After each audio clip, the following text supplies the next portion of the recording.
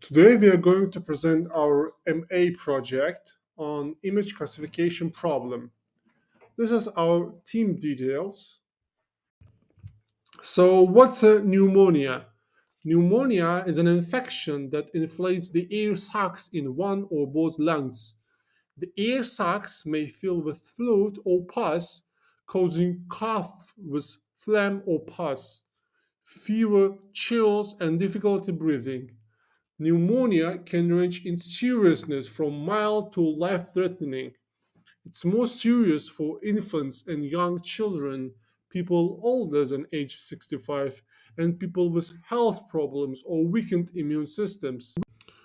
Why it is important to be detected early? Early identification of pneumonia and appropriate treatment saves lives. The application of computer-assisted diagnostic models to help radiologists to more quickly and accurately interpret chest X-rays images to screen and classify a patient is highly required. For this problem, we used a dataset from medical center located in China.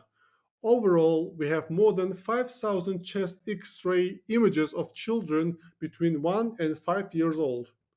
Our dataset is also imbalanced since we have almost third quarter of pneumonia positive images. Now we are going to talk about convolutional neural networks. CNN emerged from the study of the brain's visual cortex, and it has been used in image recognition since 1980s. Many neurons in the visual cortex have a small local receptive field, meaning they react only to visual stimuli located in the limited region of the visual field. The receptive field of different neurons may overlap, and together they tile and hold the visual field. Some neurons react only to images of horizontal lines, while others react only to the lines with different orientation, for example. This powerful architecture is able to detect all sorts of complex patterns in any area of the visual field.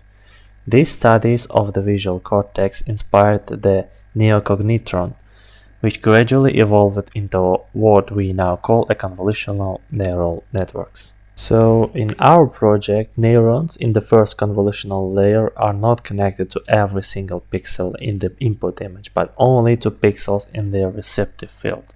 This architecture allows the network to concentrate on low-level features in the first hidden layer, then assemble them into the higher-level features in the next hidden layer, and so on. For our project, we decided to use the sequential model from Keras since it's the most suitable model we can use to construct the CNN. The sequential model is a linear stack of layers. Sequential model can be created by passing a list of layer instances to the constructor. Multiple sequential instances can be merged into a single output via merge layer. The output is a layer that can be added as a first layer in a new sequential model, exactly what the CNN does. On this slide, there are several sample images from our training set. For a person without medical education, it's really hard to see the difference. However, our model can classify these chest X-ray images with an accuracy more than 90%. On the left side, you can see images which were correctly classified by the model. On the other hand, right side shows images where our classifier made a mistake. As you can see from incorrect predictions, our model treats healthy people as people with pneumonia quite often. That is because of high recall. In our case, accuracy is not the best performance measure. That's why to see actual model performance we also calculated precision, recall, and F1 score. Since we are working with medical dataset and disease prediction, the most important measure for us is recall.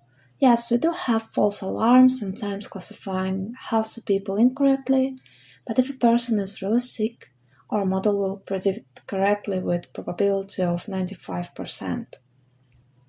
So that's all for the project. Thank you for watching this video.